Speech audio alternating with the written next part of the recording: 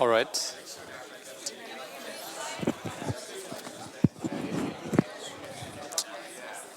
Let's get started.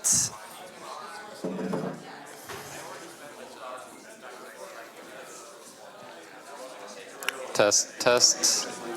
All right, let's start. Is this loud enough? If everyone is silent? Is this loud enough? All right. I think there's always someone with a very loud voice in front of this lecture before. So, all right, let's start. Today's lecture is about equivariances in graph neural networks. Before that, a few points about organization. We've added links to Canvas, just in case you didn't have those. It's a bit more convenient to have them all in one place. A reminder that using Lisa, just in case you might have not heard, it will be very useful down the road when you write your master's thesis, at which point Colab will probably not be enough. So we do encourage you to use Lisa. Of course, you can solve a bunch of these problems with Colab, but now is the time to really use it and ask questions to your TAs and so on.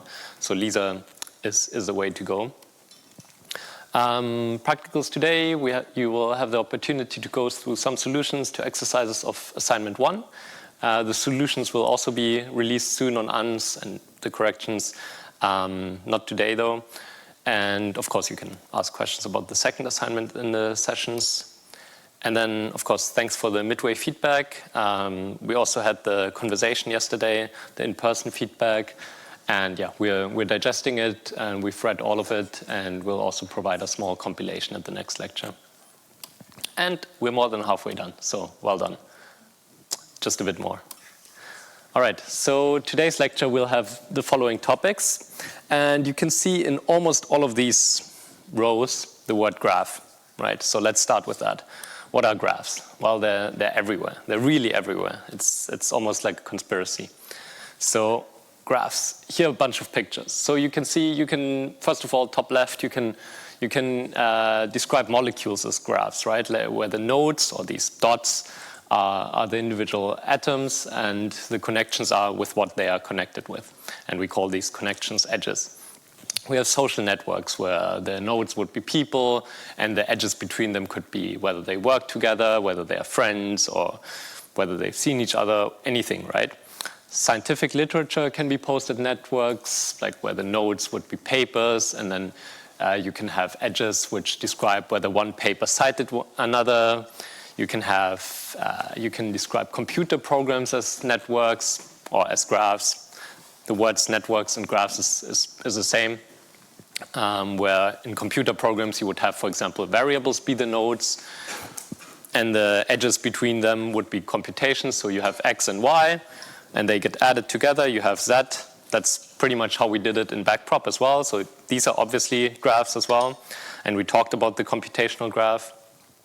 So which also means deep learning is in the end a graph, and we're going to do deep learning on graphs, using graphs basically. So it's going to be quite fun. What else? Images are graphs or can be posed as graphs. You can see, for example, every pixel is simply connected to its neighbors. And every pixel basically is a node that carries a vector of size 3 with the red, green, blue values.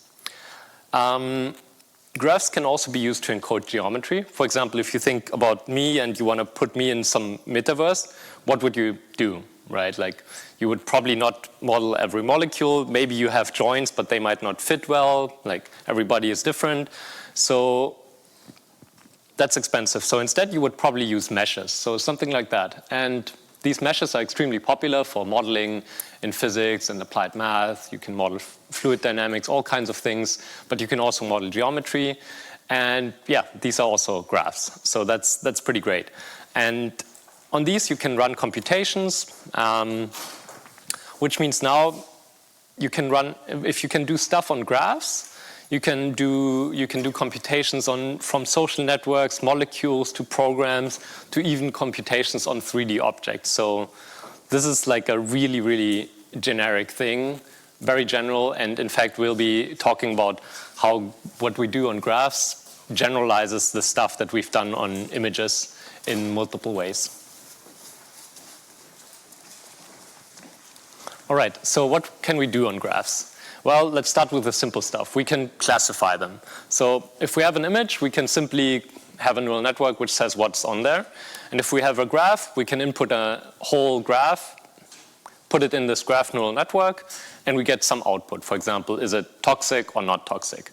And in this case, we have an example of a molecule, whether it has a certain side effect or not. So this is quite similar to object recognition.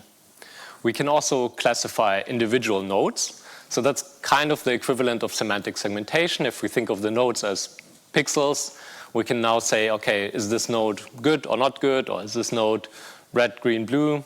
Or what kind of class does it have?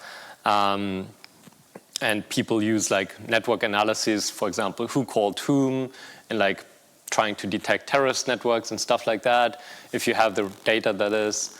So this sort of network data is really, really popular for this sort of analysis. And in that case, you don't want to classify the whole node, the whole network, the whole graph, because that would be just everyone in the country. So instead, you want to have targeted predictions about nodes. You can also generate different graphs. In this case, it's obviously quite interesting if you're trying to do trying to find new molecules, say a molecule which has a certain effect on the body or which has certain chemical properties. You can also do link and edge prediction. So instead of predicting a whole new network, you can simply check, okay, this potential edge, does it exist? Or what kind of edge would it be? Does it mean, like, for example, if these are all different kinds of edges from work colleagues to friends to all sorts of things, then you can ask, okay, what could be the relationship between these two? Or similarly, and this is like a more real case, you would have, for example, certain connections with existing RNAs and certain diseases, and then you want to figure out, okay, are these related or not? Did this come from that? So some of these tasks are here visualized. We'll go into the detail a bit more later. The main thing is you have a graph, which are these connected points with edges, and every node here is carrying some vector. So in this case, they're like 4-dimensional vectors, and you can do all sorts of things. At the top, you just do a prediction for the graph. Middle, you classify nodes, and in the bottom, you're doing edge prediction, for example. This is not everything. So as I said, in applied mathematics, we often call it network science as well. So this is a whole field. So there's a bunch more things that could be done. Also, I haven't talked here about the fact that edges could carry features. We could go beyond pairwise interactions. So everything we have in a graph is pairwise interaction, right? So I'm connected with you. But there's also, basically, you can think of interactions in higher dimensions. So like triangles. You only have a triangle if there's 3. And these are not modeled. And this goes into algebra, computational topology, and is also not in this field. So you can make it even more general in theory. And also there's something like community detection, which is the equivalent of image segmentation, but within a single input. Furthermore, graphs can vary with time. So molecules typically do not change. 3D meshes can deform, obviously, because we can move. And all sorts of other relations, say between objects and people, they can change continuously with time. So that's a whole another dimension that you need to keep in mind when thinking about graphs. So if we compare what we have in images with what we will be doing in graphs. So for images, we've had the results. Okay, we have convolution, we have pooling, we have the local neighborhood with a fixed window. So the neighborhood just is a fixed window, right? Versus in graphs, a node can have 1 connection to its neighbors, or it can have 10 neighbors. This is all varying. Obviously, in an image, either you add positional encoding or you just treat it as an image with convolutions. There's a fixed ordering to things. With a graph, there isn't. You can rename the nodes however you want. There's no up or down in these things. So all of this stuff. And some of these points don't make any sense yet, but after the lecture, you will have these. We'll understand these. So let's first go a bit back. Let's talk about, okay, let's define properly what is a graph. We all hopefully now have the intuition what it is, like where we can see it. And once you, after this lecture, you go into the real world, you see graphs everywhere. But let's first define them. So we start with a so-called directed graph. So now you can see that these edges between the nodes, they have arrows. So this means the edges are a set of tuples. And in tuples, you cannot change. So ij is not the same as ji. So this means if you have an edge that is present ij, that means there's an arrow pointing from I to j. The converse is undirected graphs. So now you simply have a set, for example. So now ij is the same as ji. We define a neighborhood of a node by simply, as you would, right? So everything that's connected to a particular node. So that means all the j's where you have an edge to. And the degree is simply how many you're connected to. This is simply just a word for this definition. How large is your neighborhood? In this case, one of those is not marked red, but in this case, the degree of the dark red one would be 6 because it's connected to 6 other nodes. And you can, for every node, you can write these in a diagonal matrix, and you call this D. And in each entry, you would have how many nodes one particular node is connected to, so the degree. Furthermore, these nodes can carry features. So, for example, they can carry a d-dimensional vector. The edges can carry features, as we've mentioned. Quite often we can treat simply, or quite often what's the case is the edge features are one-dimensional, and then you simply have a weighted graph. So instead of having a 0 or 1 connection, 0 would mean there's no connection, 1 would mean they are connected, you can have continuous values. And you can say, okay, they are closely connected or they're not as closely connected. We can put these sort of information into an adjacency matrix, which looks as follows. So it's an n by n matrix. So it describes how n nodes are connected. And it's quadratic because you talk for every row, which means, let's say, for node I, we want to know how is it connected to j, k, l, or m, and so on. And so for every node, you need n, and that's why you arrive at n by n. And in the unconnected case, in the general unweighted case, you have this thing that you have ones if they're connected and zeros if they're not. And furthermore, if you take this matrix, which is this simple 1s and 0 matrix, if you take this to the power of z, you will get, and then you take the entry I and j. You can do the math yourself. It's pretty fun. You will get the number of paths that go from I to j in these steps. Because, and you can write it out, if you, for example, just do a squared, you will see, okay, you will only get a 1 between I and j if they're connected. And you can do this further. So if you do it to the power of 3, you will only get these ones that are connected to the ones that are connected, and so on. Question? Is that exactly in z steps or less than equal to z steps? I believe, well, good question. We can look it up in the break, yeah. Okay, for undirected graphs, this adjacency matrix is symmetric, because if you have an edge between m and I, it means you have an edge between I and m. There's no difference.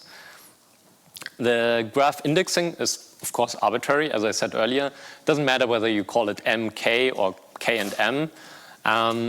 So if you have a permutation matrix P and you apply it, it should yield the same results. And we'll be using this information later on.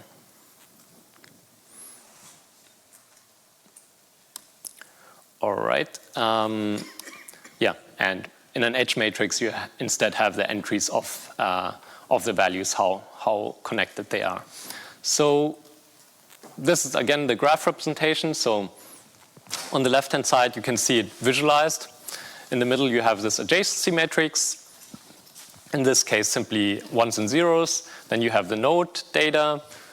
So for every node, you have a d-dimensional vector here. And then you have potentially edge data. All right, so at this point, a short quiz. What does the value of exponentiated matrix A, and then you take the entry of II tell us about node I? Is it A, not much, as all values of XA converge to the same constant number? Or second, how connected node I is, or how unconnected node I is, or how many nodes are approximately 1.41 hops away from node I?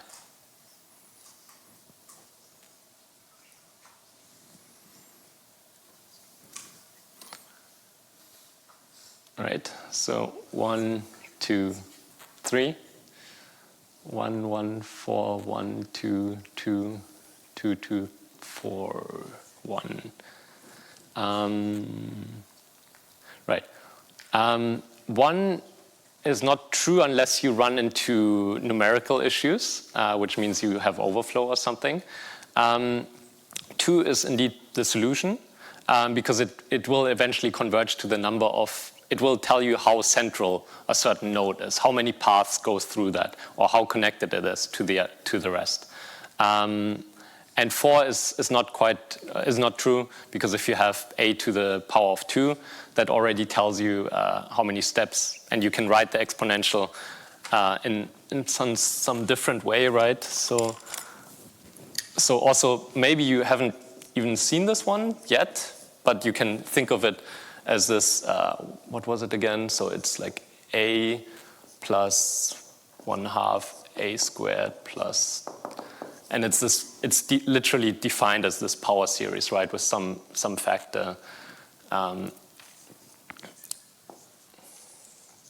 which typically looks like that. So it cannot be quite in between these two. All right. And yeah, with regards to that z, let's look that up later. All right, another definition which we'll be extensively using later is the graph Laplacian.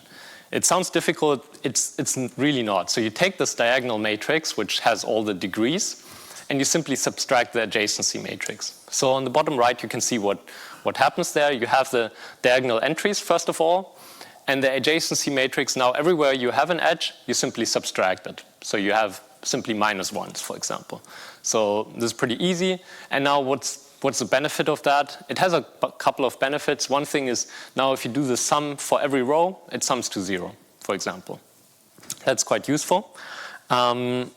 There's a bunch of other attributes and mathematical proofs you can do on this graph Laplacian. But there's all kinds of versions. You can, for example, normalize it. You can do this, it's especially useful, for example, if you look at row C, you can see one entry is 5 and the rest is just -1. Now, if this node was connected to a lot more, then this one could be 500 and everything else would be -1. So potentially you want to divide by this large number, so you don't have this huge difference. You can normalize it in all kinds of ways. You can also make it symmetric, for example. They all have pretty much the same use cases and the same meaning.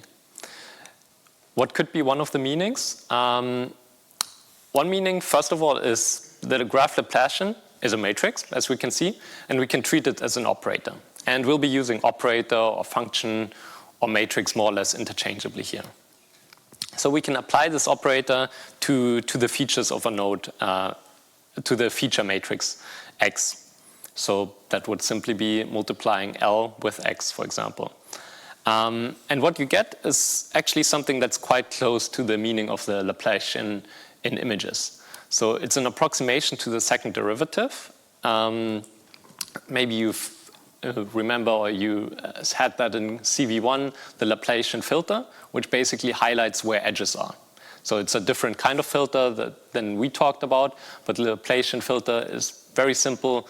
You convolve it around the images, and it simply tells you where is it changing, or more accurately, where is the changing of the value change high, because that's what the second derivative tells you. And that's typically exactly there where you have edges, for example, or changes in intensity values.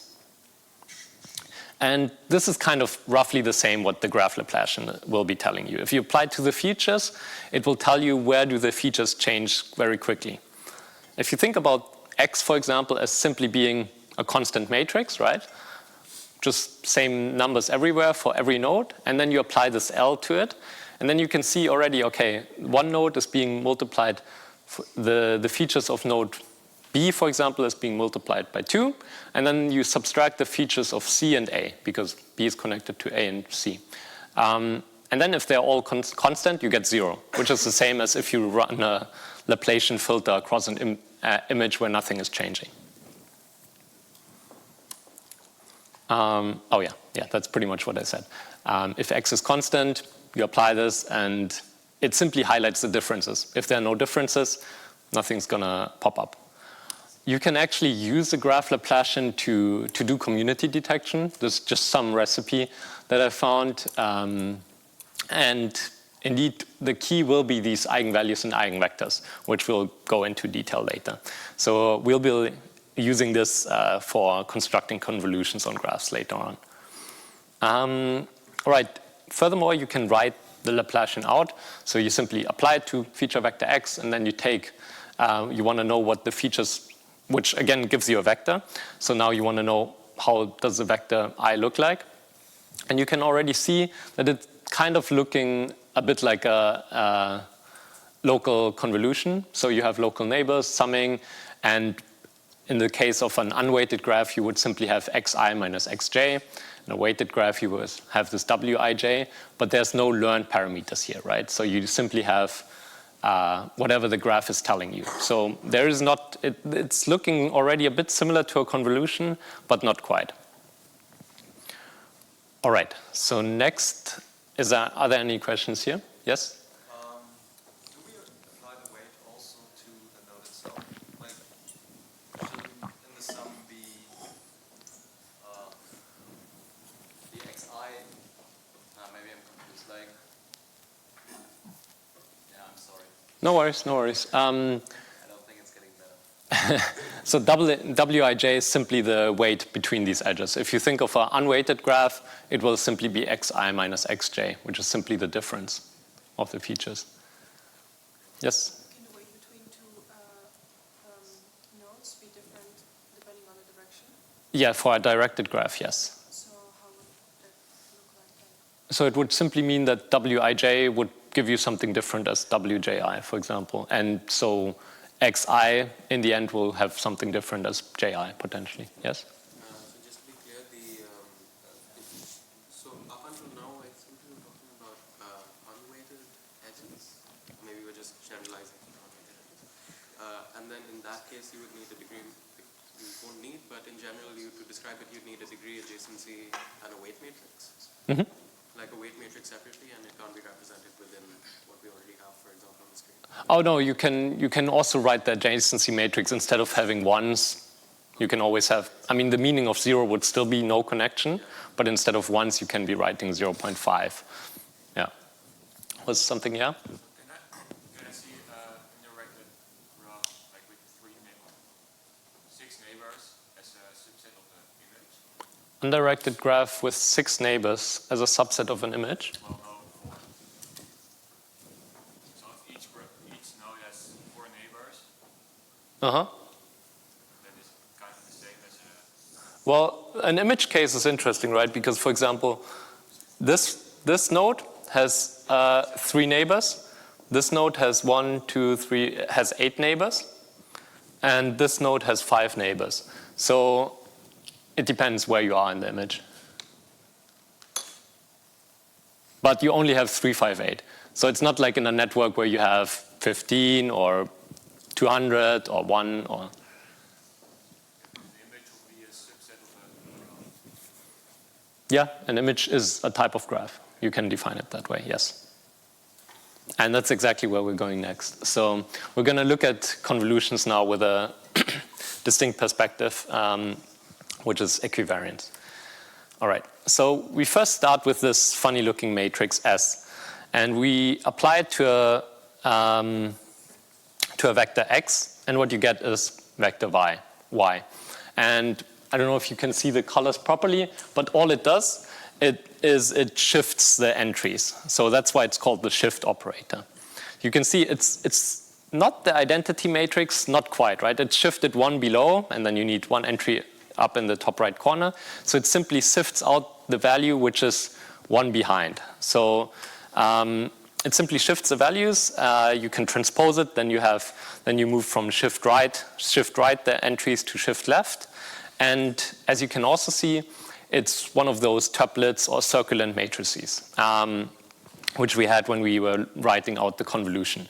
So in this case, the kernel of the convolution has a lot of zeros, right? And the only entries which aren't zero are these ones. And it's also an orthogonal matrix, actually. So what we now want to know is which operators, which matrices, of which functions are equivariant to the shift operator. And equivariant sounds difficult, but it really isn't. What it means is simply if we have a function f and a function g. Invariance means you can apply function g first and then apply f, and it wouldn't matter, right? It's like you do nothing, for example. That's always invariant.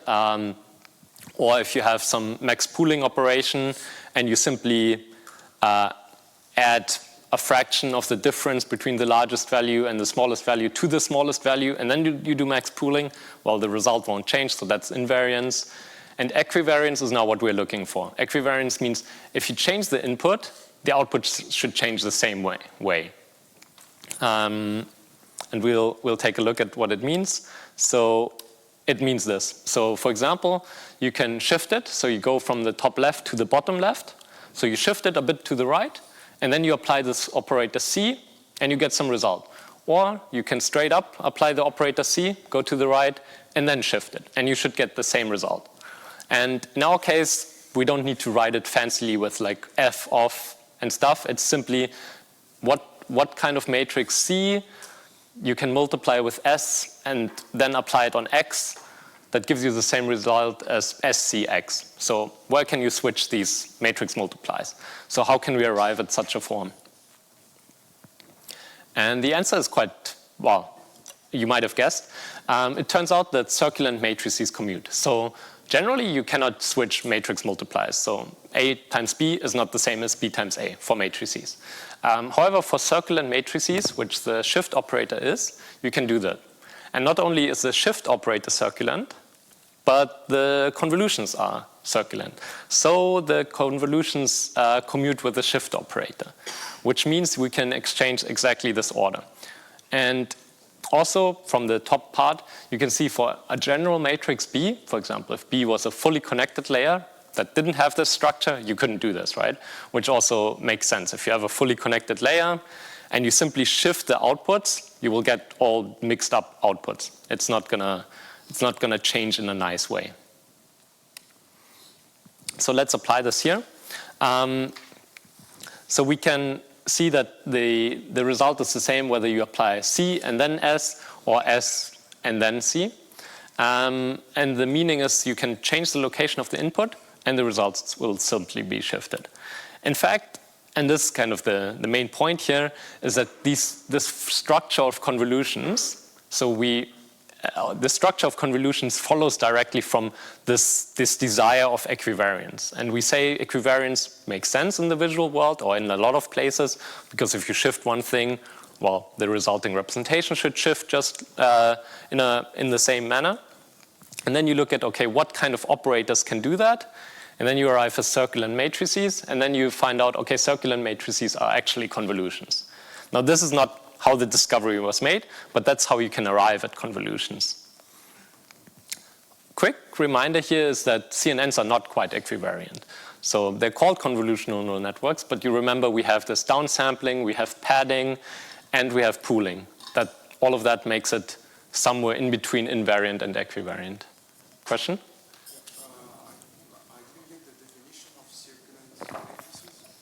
Right. Circulant matrices are simply matrices which have this sort of structure, where you have one entry occupying a whole subdiagonal. Yeah, good point. I could have put it somewhere. Any other questions? Mm-hmm. Is this like a kind of disguised version of the relationship between convolutions and Fourier transforms? We'll get there. Yes, we will get to Fourier transforms in a bit. Yes. So just to summarize a bit, we want a translation equivariance. We introduced the shift operator, and we said that we use the fact that circular matrices commute to arrive at the result that convolutions fulfill this. So next step is by indeed looking at the eigenvectors from this from circular matrices. As a quick reminder, what are eigenvectors? You have any kind of matrix A with some constraints, but let's say we have any kind of matrix A, and you can do the following. You can do an eigenvector decomposition, which simply means you get a matrix Q and the inverse of the matrix Q on the other hand, and in the middle you get a matrix which only has diagonal entries. We call these diagonal entries eigenvalues, and the vectors that make up this Q matrix eigenvectors. And as it turns out, the eigenvalues of circular matrices are different. Since circular matrices, as you saw, can be shift operator or this kind of convolution or that kind of convolution. But the important thing is actually that the eigenvectors are the same. And we can simply compute the eigenvectors of this translation operator once. And they will be the same for any kind of circular matrix. We can quickly check this. This is IPython notebook where you can actually where someone has done that. You define a circular matrix, you compute with numpy.linarg.eig, which returns you eigenvalues and eigenvectors. You can see that the eigenvalues are different, but the eigenvectors are actually the same. So they form the same basis. Now the question is, indeed, what can we do with this? And what we can do with this is the following. We have that all circular matrices have the same eigenvectors because actually they're commuting, and that's why they're jointly diagonalizable. But that's just some result we're taking from mathematicians, basically. Now, we know the shift operator is a circular matrix, and the eigenvectors of circular matrices are the same eigenvectors.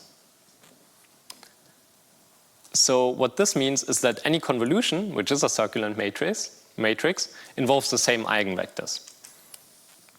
And we can use this for computing convolutions in a different manner now. Yes? Is it the case that, so you've defined, or you mentioned that the definition of circular matrices are those whose subdiagonals are filled and the rest are zeros, but there's no limit to the amount of subdiagonals that can be filled. So then, in general, a normal matrix is also like a normal, I guess, I don't know this. Well, they need to be filled with the same value, right? So not any full matrix is. Okay, that makes sense. And also bear with me. This one will get clearer in 1 or 2 slides. What we're talking about now. So the eigenvectors of the shift operator. Let's quickly take a look at them. So, for example, if we look at the kth eigenvector of a n by n circular matrix, you get this form. Again, you can actually write this out. You can simply write the Fourier transformation or the eigenvector decomposition of the shift matrix, which just has these zeros and ones, and you arrive at this form basically, which looks like this. In this case, the solid lines are the real parts and the dashed lines are the imaginary parts. And you can see it's sort of something that oscillates, which is great.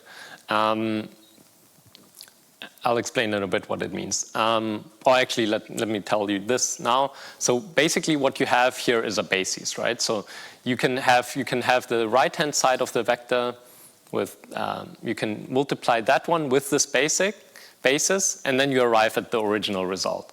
And so, for example, the first row simply captures the component which stays the same across the whole input signal. And then these other components tell you what kind of frequency is going on. It will become clearer for images, because in images we actually have these frequencies quite nicely illustrated. For every k, we can collect these eigenvectors into this basics and into the common basis. So now we have phi. That's our orthogonal matrix, and then we can simply write the shift operator as this. So now we've done the eigenvector decomposition. We have the eigenvectors matrix phi here, then we have this diagonal matrix, and then we have the inverse of the eigenvectors on the other hand. So remember that we've now said convolutions have the same eigenspace. So convolutions have the same phi as this shift operator. So if that's the same, the only thing that a convolution could be doing different than just shifting is having different diagonal values. So all a convolution is doing is having a different diagonal matrix. So we can use this and write it like following. We want to compute a convolution now in this frequency domain. So once we apply, so x star w means we want to convolve x with w, which can be written as this circulant matrix times x. And now we simply do the eigendecomposition of the circulant matrix. So we have phi times this diagonal matrix, which will now depend on the weights w, times inverse of phi, conjugate transpose in detail, and then times x. And now we can simply remove the brackets because it's all multiplies. And what you can see, the right-hand most part is simply the Fourier transform. So you can simply transform the signal into this frequency domain. Then you multiply it simply with the eigenvalues of the weight matrix. So that's simply a diagonal matrix. You simply multiply stuff. And then you bring it back to the real space with this phi matrix. So every convolution only differs by having different values in this lambda matrix, as you can see here. And the shift vector will also look exactly the same, except that the lambda matrix, lambda is this triangle, right? Will look different. And this leads us to the convolution theorem, which states that the Fourier transformation of a convolution is equal to the product of the individual Fouriers. So written like this, it's simply what we just did, but written out differently. So in the red part, you can see the convolution in space, that this is equivalent to the matrix multiplication in the frequency. It's also called spectral domain. And then you simply bring it back, basically. In the discrete case, the Fourier transformation of a signal f becomes a matrix multiplication with a discrete Fourier transformation matrix. This is the matrix we had earlier with the waves. So again, it can be written as follows. In this case, you can see the definition where each part fits into the previous slide. So what we just did, or the convolution theorem, can also be expressed simply in this picture. You have your signal y, and you want to arrive at what happens if you convolve x with y. So you can either apply the convolution directly, which leads you from y to x star y, or that's kind of what we just did. We go to the spectral domain via the fast Fourier transform, FFT. Then we do this element-wise product, which is simply this diagonal matrix multiply, and then return back with the inverse fast Fourier transform. So it might seem like a cumbersome way of doing a convolution, but actually this is quite good. Because the FFT, it says fast Fourier transform, you can actually compute this pretty quickly. And depending on what kind of convolution you're running, even on PyTorch, it decides automatically whether to do the convolution using the normal way, so going from y to x times y by simply doing the matrix multiplies, or it actually does this, simply because this element-wise product is extremely cheap. And sometimes, depending on the size and really some nitty-gritty details, going this route is much cheaper than going the other route. So what does this mean? Yeah? Quick question, because the eigenvalue decomposition is, at least I thought it was quite expensive. Is there a faster way to find the Fourier transform in this? Because otherwise it wouldn't be feasible, I guess. That's a good point. Usually eigenvalue decompositions are expensive, on the order of n to the power of 3. But fast Fourier decomposition is, in this case, because you have a very clear, like the circulant matrix has a very clear structure, you have this fast Fourier transform which you can run. And that's really fast. Yeah. Generally speaking, yes, eigenvector decompositions are very slow. Okay, so the decomposition itself is also very fast. In this case, yes. Yes. Exactly. That's kind of needed, yeah.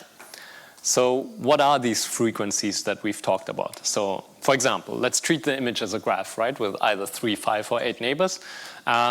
transform it to the frequency domain, and let's keep only a few components in this frequency domain. So you'd simply take your signal in the frequency domain, keep a few of the components, for example, the top principal components, and throw the rest away. And then you transform it back to the image domain because we cannot properly look at stuff in the frequency domain. We're not used to it. What happens if you only keep the top 5 spectral components? You'll see you get a very low frequency signal, right? It sort of captures the broad stuff that's happening in the image, but it doesn't capture any details. You can also see it does look like a wave basically going from left to right without any like smaller waves, any smaller things that are happening. If you keep more, it's starting to be able to reconstruct some details, and if you keep more and more, it's able to recover more and more details. So this is kind of what these frequencies, and that's why we talk about frequencies in spectral domain, what they represent, at least for images. For this, a quick question. So at the top, first of all, you can see what a Fourier transform, or what this spectral space looks like. For example, let's start with the bottom right image. The bottom right image is straight on the x-axis, does not have a y component here. What does this mean? You have exactly exactly vertical edges. So this is exactly the waves which are only going into the going from left to right, essentially. And then this picture above, you have only horizontal waves. That sits exactly on the ky axis. So no x component in these waves. And everything else is sort of in between. And you can also see that the main difference are in the frequency of these waves. So some vary 5 times in the image, some others vary 20 times in an image. So that's the frequency of these waves. And if you combine enough of these, you can reconstruct a whole image. That's essentially what we just did. Now, imagine this is your image, right? And you multiply the spectrum with a filter that looks like the following. It only leaves the signals in the middle intact. Everything else gets zeroed out. And then you now transform such an image back to the spatial domain. What will you get? A, will the image be more bright? Will it be less sharp? Or will the outer images of the image be darker?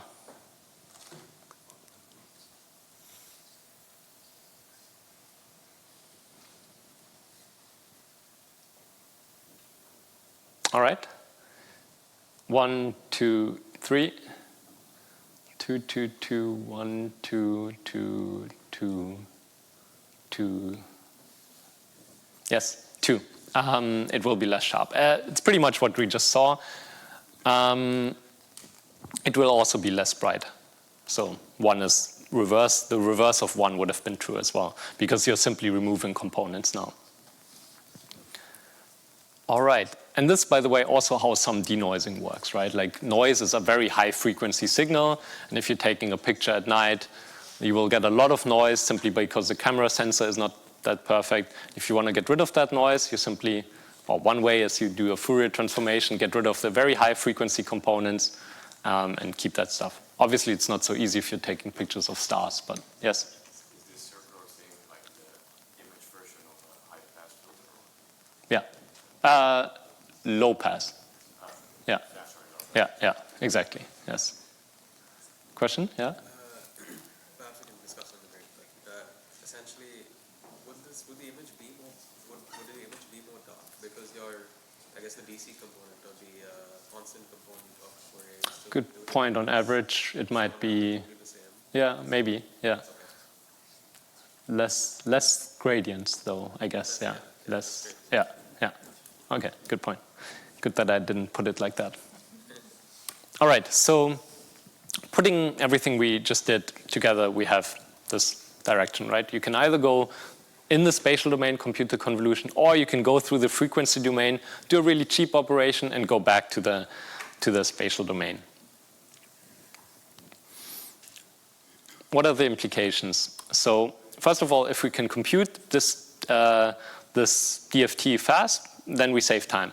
And indeed, like as I said, sometimes, or at least for this domain, the DFT can be computed quite quickly with some sort of divide and conquer algorithm, which gives you a complexity of n log n versus n squared in this case, which is pretty fast. And you, of course, still need to retransform it back, but this is pretty good. And we've had the fact that convolutions arise as a result from equivariance. If this translation equivariance had led us to, well, CNNs, or rather convolutions, the next question is, what else is there, right? What can we take from this? So convolutions can be computed in the spectral domain in a very simple manner, thanks to this useful eigenspace that diagonalizes all of the convolutions. The next question is, can we generalize this to other equivariances beyond translation? And we can. And indeed, this is like a huge field of group equivariant deep learning, which is actually quite big in Amsterdam as well. You can probably, if you can probably see a bunch of these citations being from here. So there's Eric Beckers, there's Max Welling, there's Taco Cohen. He's at Qualcomm. The rest is at Amlab in Amsterdam. So this is a huge field of learning using these. And if you incorporate these symmetries, so in this case, symmetries is a more general word, for equivariances, any sort of structure you have, you can often be more efficient with data because you are more constrained in what you're doing. And with that, let's have a break until 10. And 1 second. Also, this. So we're more than halfway done. So I brought some snacks. So feel free to grab some.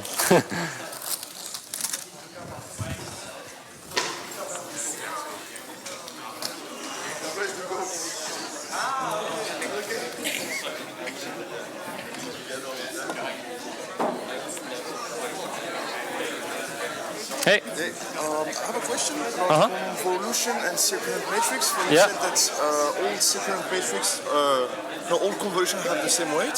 Were you talking have the same eigenspace? Were you talking about convolution with circulant matrix, or really for all convolutions? Convolutions are always circulant matrices.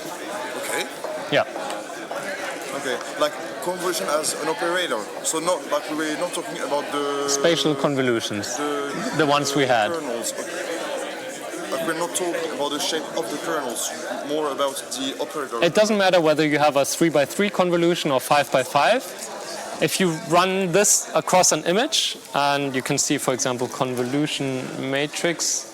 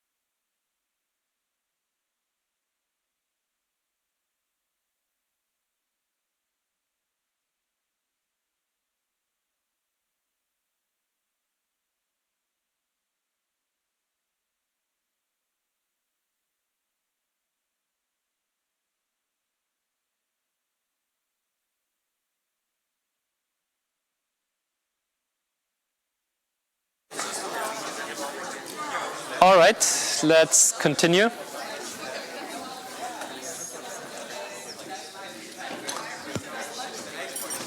Right, to digest the sugar and the mathematics, let's talk about how research gets done. Again, my opinion. There's this Nobel laureate who did physics. One of his quotes was, "I was lucky that I became a physicist when lasers were being developed." And so, like even as a Nobel laureate, you need to have luck. So today's topic is about when to give up and try something else. And it's really, really impossible to answer. I hope the joke wasn't about this course. It's about research, okay? For the lectures, you just, it's this fundamental part, right? That was part one. You gotta go through it, and then you have it, and then after the masters, there's no more of that. So that's great, right? And then you can start using it for research and the stuff that's possibly more fun. There's no clear answer, but there's a couple of factors you could consider. Firstly, is the impact that you can create versus the work required. There's this trade-off, right? If you could, let's say, get rid of all nuclear weapons or anything that has extremely high impact, even though it will require a lot of work to get it done, if you can get it done, that's probably worth it. There's also the factor that to consider is how much fun do you have while working on it. If you're just hitting the wall without any small accomplishments or without any positive feedback, without enjoying the procedure, well, you might quit rather and do something else. Small progresses is very good for your mental health as well. So the same goes for PhD projects. Or master thesis projects. Hitting the wall for half a year is just not going to be that fun. Like, rather try to have small progress. There's also the fact of opportunity costs. That means what could you be doing instead, right? You're all very smart, so instead of trying to solve string theory or something really complicated, you could be simply applying your brain to something where you can find a solution and actually have a proper impact. And these opportunity costs in a field like deep learning are actually pretty big because everything is moving fast. As you can see from the lecture, there's a bunch of things we don't understand. So there's a ton of stuff people can do. And not having enough ideas is almost never the bottleneck. Maybe at the beginning where you're sort of starting to do research, it is.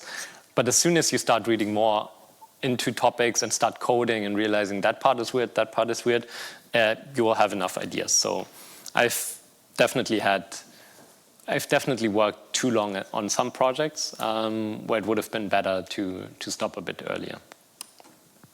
And of course, this evaluation of the quality of ideas, that's a tricky part that requires intuition.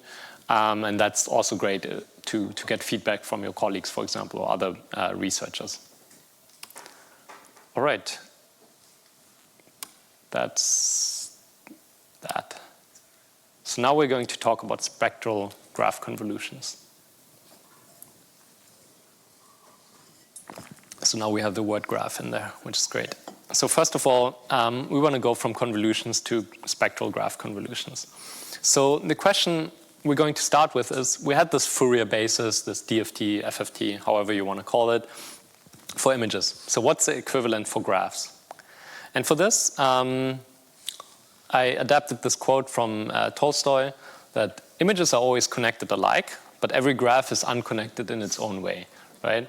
So every graph is extremely different. The size is different. You cannot resize a graph to always have 200 nodes or something.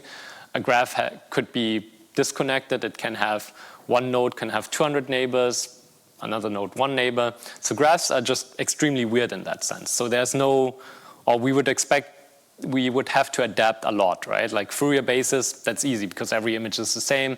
You always have the translation operates in the same manner.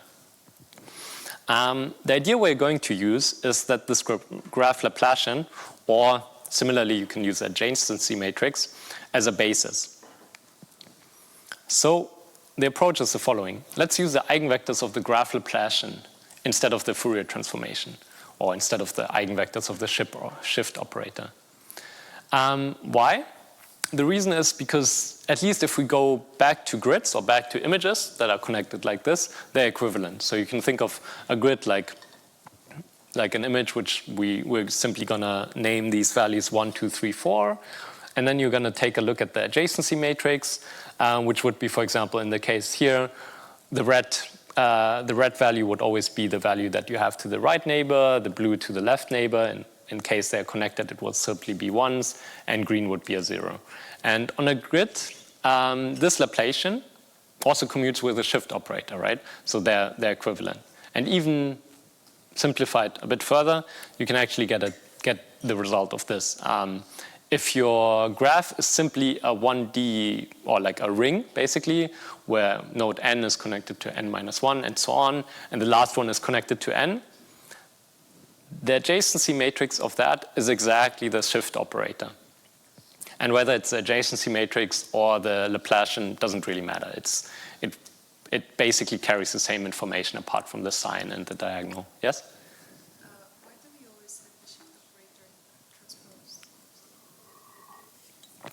operator transposed? Norm. That's just common. Yeah. There's no. You can ignore that. Just think everything differently, and then it's fine.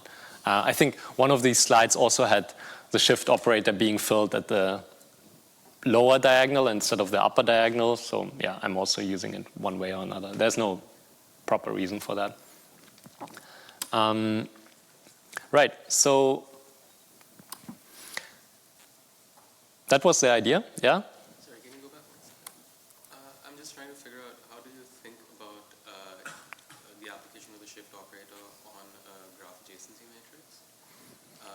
So if you, for example, you have some adjacency matrix or some Gaussian or something, and then you apply a shift operator, then how do we interpret that? Do we interpret like the nodes being relabeled? The shift operator is the equivalent of the Laplacian. That's sort of what this is trying to say.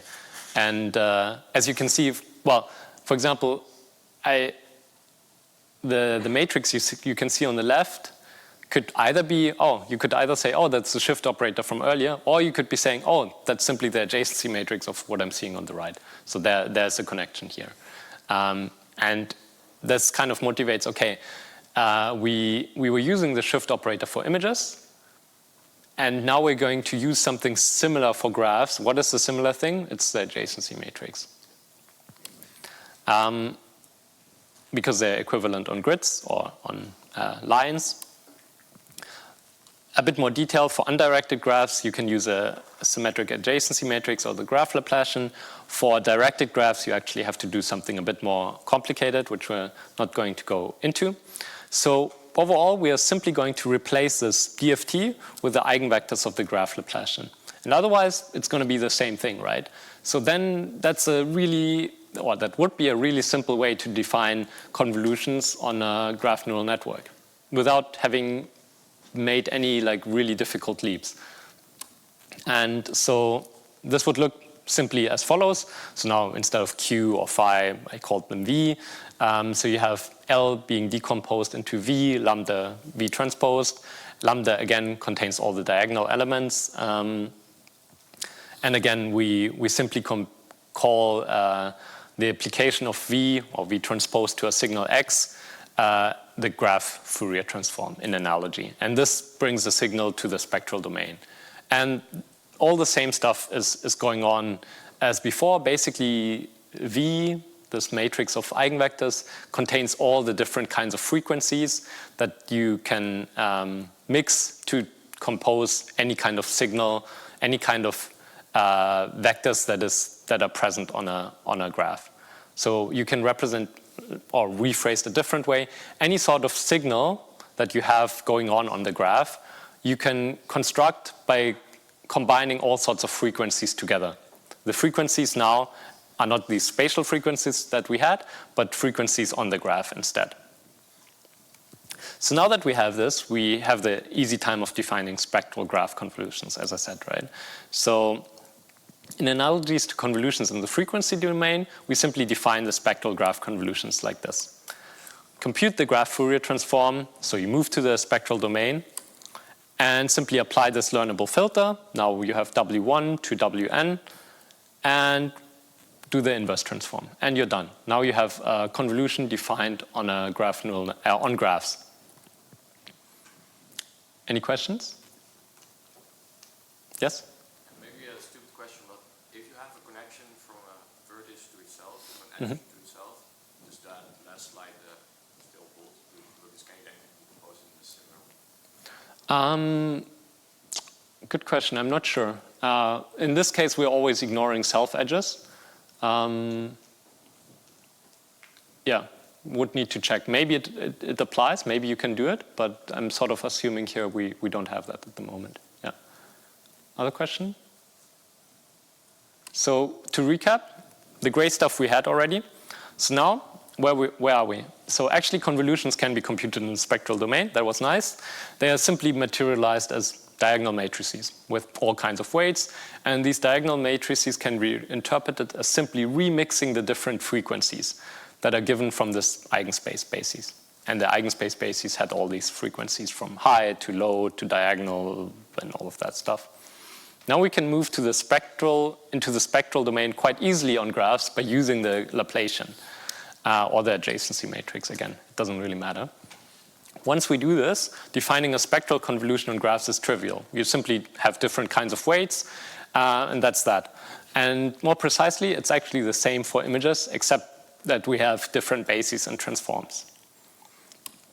Now, if we apply the Laplacian to a vector x, that's sort of what we did earlier, but we can actually write it out. You get this sort of result. So it's simply the diagonal matrix multiplied with x, and some sort of summation over the neighbors and we're looking at node V here. So what does this mean? First of all, it's local. You're simply aggregating over the neighbors of node V. So the neighbors here are xu, because the sum is over u. And you're combining it with the node's own feature, xv. So that means we're only, if we apply the Laplacian to x, it's local. And what else? It's also permutation invariant. So for example, if you change the indexing of x and you apply a permutation matrix P, so for example, now node 5, we call it node 2, and we write everything that was for node 5, we write it into row number 2. And this for the Laplacian, because it's similar to the adjacency matrix, it describes the n and n on the x and y axis, so to say. You simply change it in a way that's like P, L, and then P transposed, and that way you change it as well.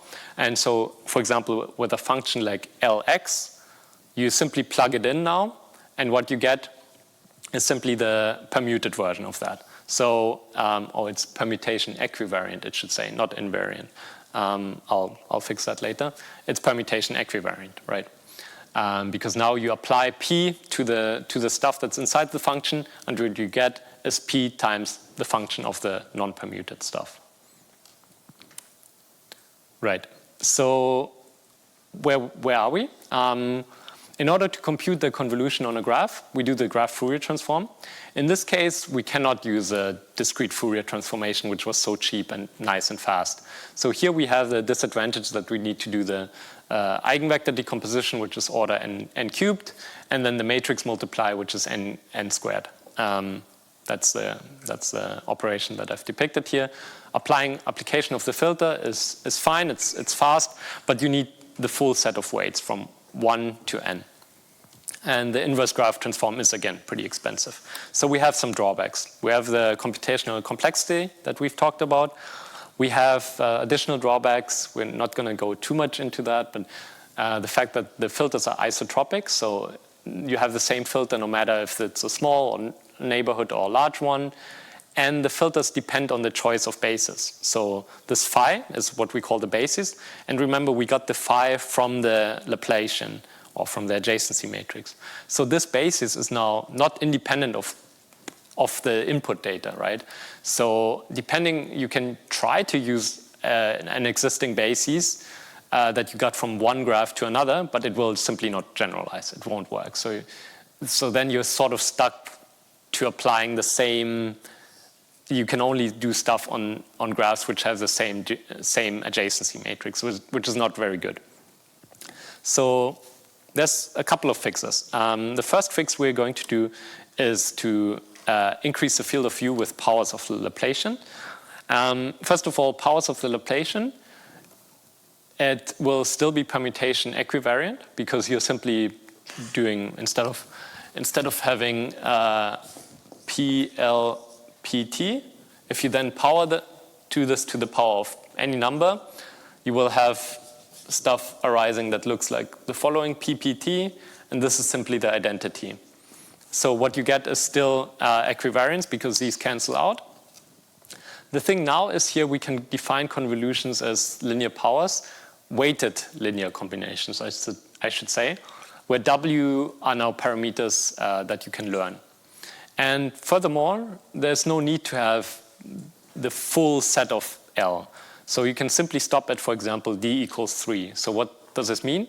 So now this operator is, first of all, parameterized by W, and you can choose how far it looks. So for example, if you stop at D equals 3, it looks at neighbors which are 3 hops away.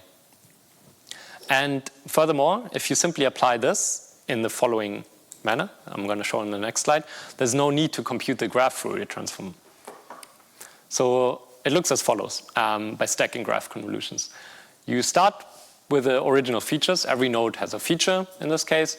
And what you're going to do is you're simply going to apply this transformation to this vector. So that's pk. You simply apply this operator to the existing features, and then you apply nonlinearity, and you keep going however many times you want. And so now we have a more generic way of computing graph convolutions. For this, a quick quiz to make sure we understand this one. What properties does this polynomial variant have? A lot of text. First of all, we can simply pre-compute the powers of L.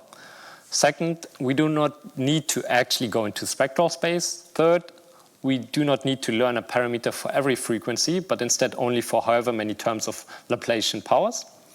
4, if D is not n, so D you can see there, n is the total size of the bases, it does not incorporate global information at early stages.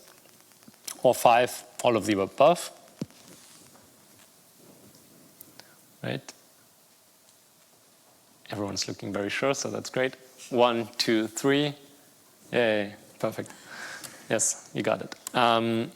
So we avoid some drawbacks, basically. So this polynomial variant, we do not need to go into the spectral space, and we do not need to have determined a value in the diagonal matrix for all the bases. You can simply keep always, for example, 3 powers of the Laplacian, so you simply have 3 weights. So the weights do not grow with the number of the network.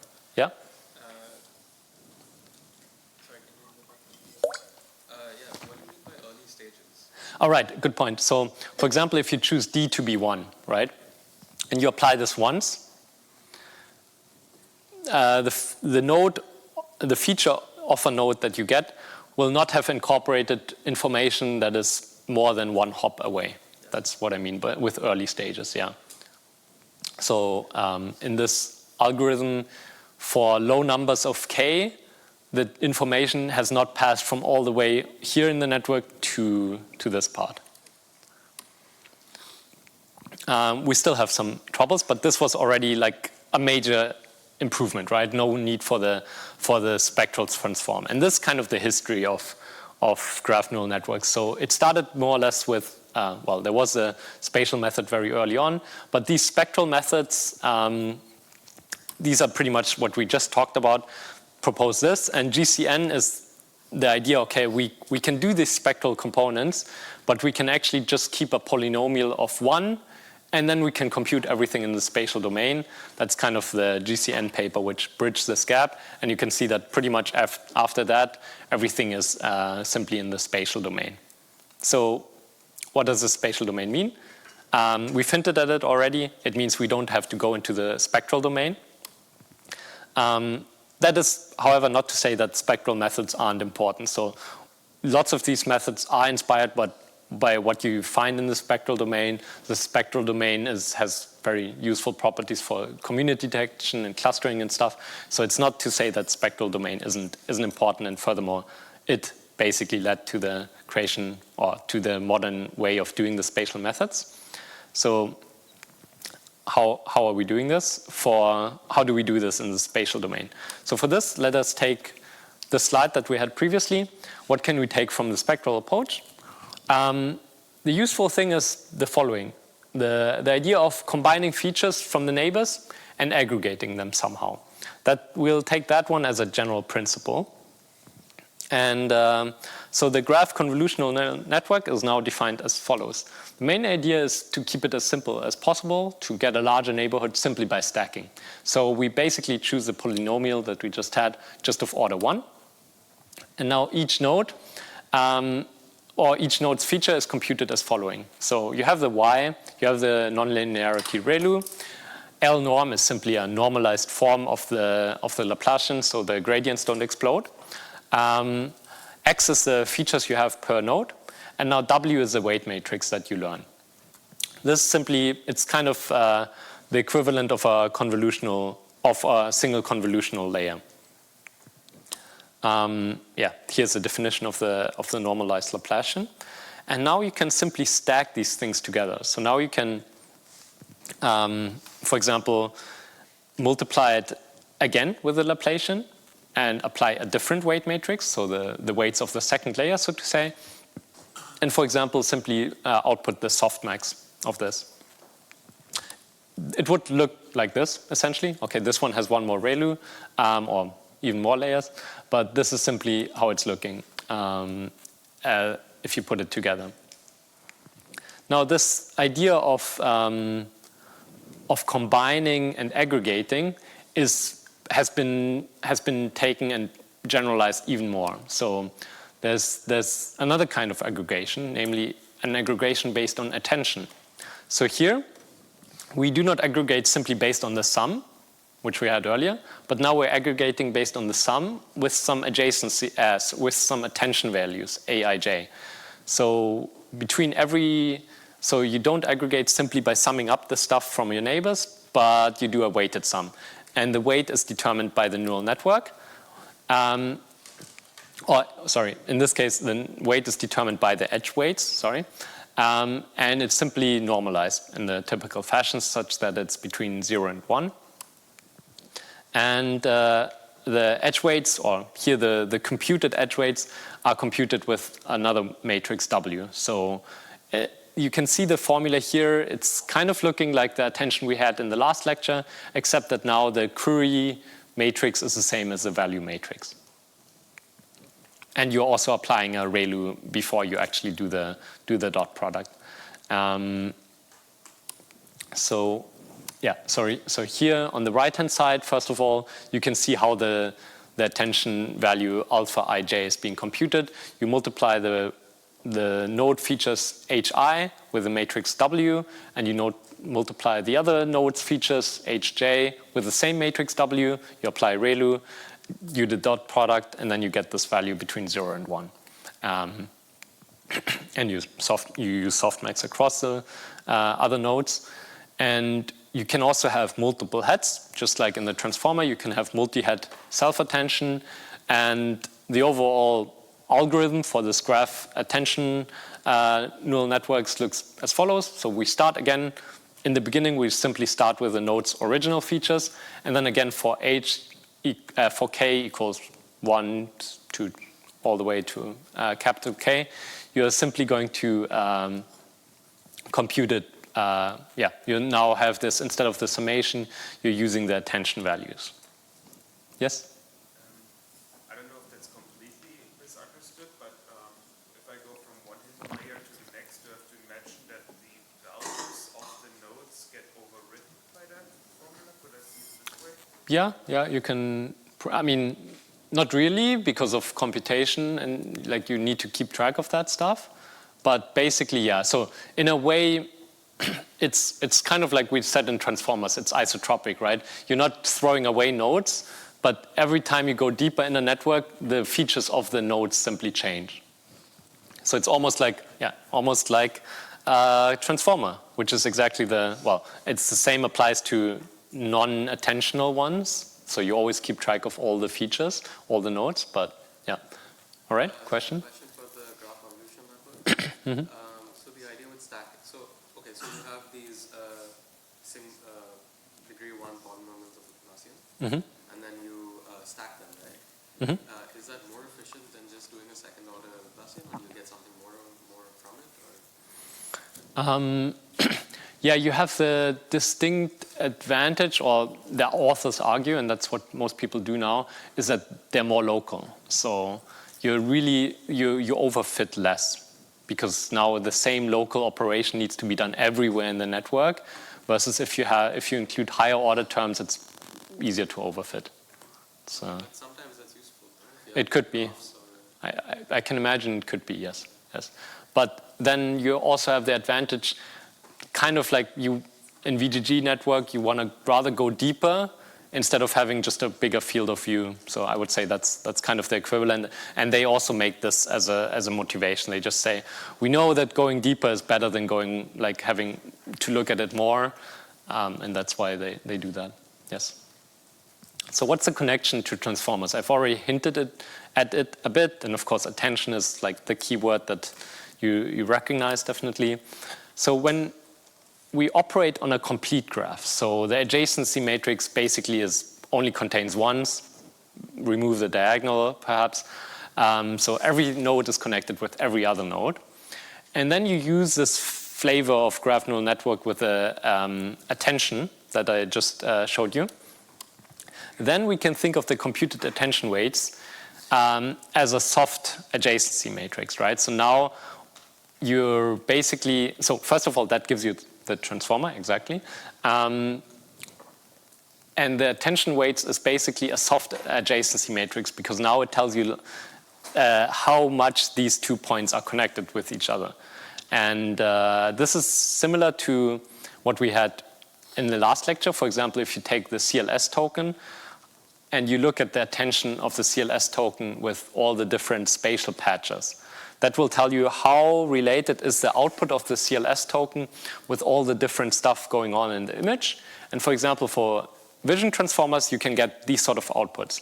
So the output of the VIT of the CLS token is basically looking at these sort of spatial relations. So you can think of these attention matrices also as a soft adjacency matrix. So the CLS token wouldn't be looking at the background or stuff like that. It would be looking mostly at the foreground. And to complete the picture, this is roughly where we're at in terms of equivariances and stuff. The transformer operates on a complete graph, and it has this permutation invariance, because without positional embeddings, you could literally mix up all the orders in a transformer, just like in a GNN. You can also permute all the nodes with each other. It wouldn't matter. But again, for vision transformers and the transformers we tend to use, we add these positional embeddings, right? So these make them permutation, they're not invariant to permutation anymore, because we don't want them to be. We want vision transformers to understand the spatial relationship. We don't want the same output as when we mix stuff up. There was a question? Yeah, two questions. One is, like, in the graph case, this permutation invariance, is that invariance to permutations that respect the neighborhoods, or is it like arbitrary relabelings of all the nodes in the graph? Arbitrary relabeling. Oh, okay, so it's like fully just like between isomorphic graphs, it'll be invariant. Probably, yes, yeah. Okay, cool. And then my second question was, like, in this slide, you said that we start with a complete graph with an adjacent, like a fully connected adjacency matrix. But then if you get the attention weights as a soft adjacency matrix, like, how should you be interpreting the soft one, I guess, relative to the graph? Because, right. Like, you know already what it should be, so, like, what is it? That's a good question. So the question is, how can we interpret these soft adjacency values? And the way I would interpret it is as you start with having no assumption about the network. So you can think of, everything is connected to everything, basically. And now you let the neural network figure out what are the important relations between each other in order to minimize your loss. Oh, so that'll be in terms of like the features that Yeah. are available in that. Yes. So which connections actually make sense in order to reduce your training loss? All right. Finally, so we had the GCN, we had the graph attentional neural network, and then we have the message passing neural network. So the main idea of this one is that you have different steps, and the message passing neural network is a more generic version. So it encompasses the previous versions. Here, especially, you can incorporate features on the edges itself. That's why I highlighted the EIJ. In fact, this is exactly what's being used in PyTorch geometric. That's the base class. So here's a documentation of it. And I'm going to read this because it's really nicely written, and I recommend reading it as well. Generalizing the convolution operator to irregular domains is typically expressed as neighborhood aggregation or message passing. With this denoting node features of node I in layer k-1 and EJI denoting edge features from node J to node I, message passing graph neural networks can be described as this whole thing. And the important thing are described below. So you have this square, which is a differentiable but permutation invariant function. So that could be summing, meaning, taking the maximum. And gamma and phi are differentiable functions, such as MLPs, for example. And by simply defining these, you define what kind of features what kind of messages get exchanged between the nodes, and how you sum up information that's coming from your neighborhood. So the summary figure is kind of like this. You have the convolutional thing. You simply get stuff from your neighbors. The middle one, with the attentional one, you get stuff from your neighbors, but you sort of value it by this attentional weight that you're giving it. And then the message passing actually computes the messages that you get from different nodes as well. So it's a bit more involved. All right. Yep. By messages, are they somehow related to weighted directed edges? Whether the messages are... I'm not sure what you mean by messages. Right. These are just how they call it. The reasoning is because they come from graphical models, where you basically, if you want to get information from a node that's not yourself, basically, what you do is message passing. And so the information that's coming are messages, and that's why, like, technically you can reframe all of the previous ones as messages. And that's why PyTorch is choosing the message passing framework, basically, to encompass all the previous ones. Okay. So in this case, for example, in the attentional one, the message is simply the neighbor's features multiplied by this attentional weight. That's the message, so to say. So there's nothing... Yeah, it's a bit confusing, perhaps. So the message is simply whatever the features that you're using to aggregate. And in the convolution, it's simply the features. All right. Finally, a note about coarsening graphs. So especially if you have really large networks, you want to, at some point, start coarsening them. There's a couple of methods. The idea is to group nodes together. You can also learn this pooling operation. And of course, you need to keep track of the adjacency matrix, that these get updated. And similar to images, there's a couple of ways of doing it. You can simply sum them up. You can average or max pool the node features. You can do all kinds of things. So with that, we're sort of gone more or less full circle. So what did we do in the last part of the lecture? We said that instead of using spectral convolutions in the full spectrum, we can simply use a polynomial variant, which has a couple of advantages. And we can also simply do local spatial operations at every step by staying in the neighborhood. This yields then the graph CNNs, which come in various flavors, using attention or computing it even more complicated with a message passing network framework. Furthermore, remember that the attentional graph attention network on a complete graph recovers the transformer architecture, and the attention can be seen as soft edges. And the MPN is sort of this overall framework which encompasses the previous approaches and is therefore more generic, more general.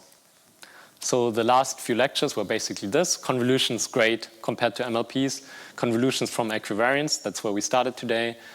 Attention generalizes convolutions, that's what we had last lecture. And now GNNs as more general transformers, which is great, right? So now we've gone full brain.